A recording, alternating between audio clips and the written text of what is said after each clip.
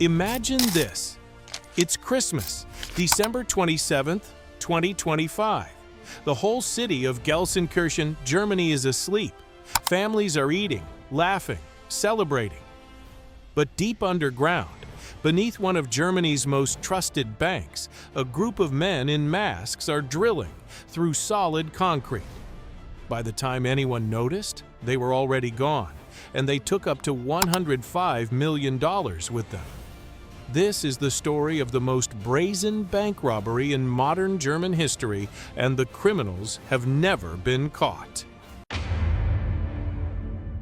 Let's go back to Gelsenkirchen, a working-class city in western Germany, in the Ruhr region. This city is home to one of Germany's most well-known banks, the Sparkasse.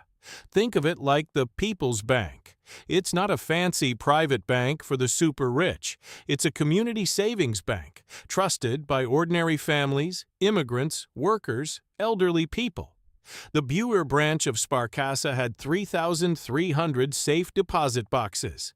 These are the small metal boxes people use to store what matters most: cash, gold, jewelry, family heirlooms, documents, things they don't trust even at home.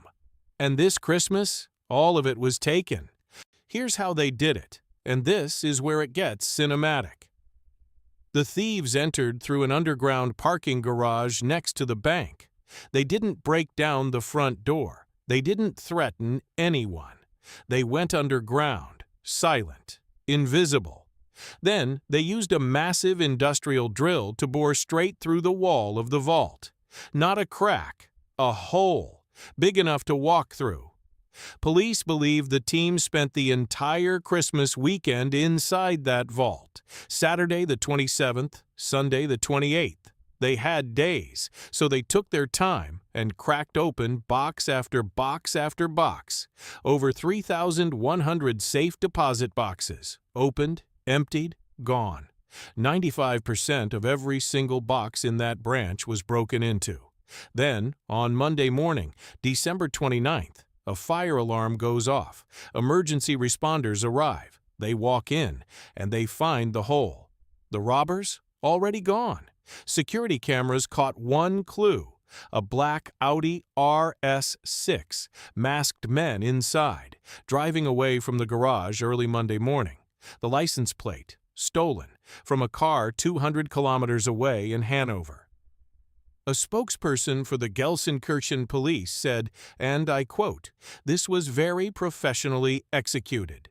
They even compared it to the Hollywood movie Ocean's 11. Now here's where numbers get wild.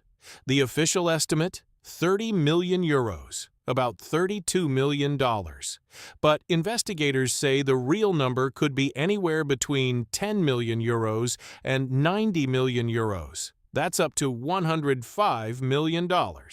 Why the massive range? Because safe deposit boxes are private. The bank doesn't know what's inside them. Customers don't always insure what they store. Some people had cash, off the books. Some had gold. Some had jewelry passed down for generations.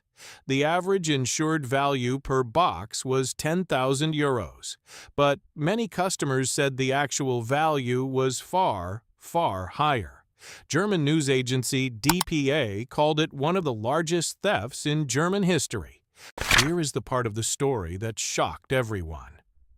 When police and journalists looked at who lost the most, a pattern emerged.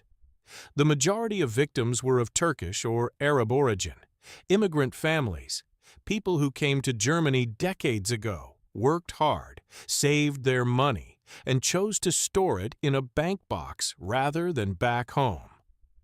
One Turkish victim went on record and said he believes the heist was deliberately targeted at foreign clients, that whoever planned this knew exactly what community stored their savings here. Think about that. These weren't random targets. Someone may have had inside knowledge about who banks here, what they store, and when the branch would be empty. In February 2026, Sparkasse executives gathered with over 200 victims. They apologized, not just for the theft, but for their silence afterward. Victims said the bank barely communicated with them after the robbery. For many families, this wasn't just money. It was everything. So, who are these people? As of today, nobody knows. No arrests, no suspects named publicly. The Audi was a dead end, stolen plates. The masked figures on camera gave nothing away. Police believe this required extensive planning, possibly months. They had to know the layout of the building. They had to know the holiday schedule. They had to bring the right equipment, industrial drills, tools to crack metal boxes. Some investigators believe there may have been inside knowledge, someone who had access to the bank's layout or schedule. The criminals are still out there, somewhere in Europe or beyond, living with $100 million that belong to thousands of ordinary people. This story isn't just about money. It's about trust. These families trusted a bank, one of Germany's oldest institutions, to protect what they couldn't protect at home. And in one Christmas weekend, that trust was shattered, and nobody has been held accountable. The Gelsenkirchen Sparkasse heist is being called Germany's Ocean's 11, but in the movie, it ends. In real life, the credits never rolled. Look at camera. Slow and direct.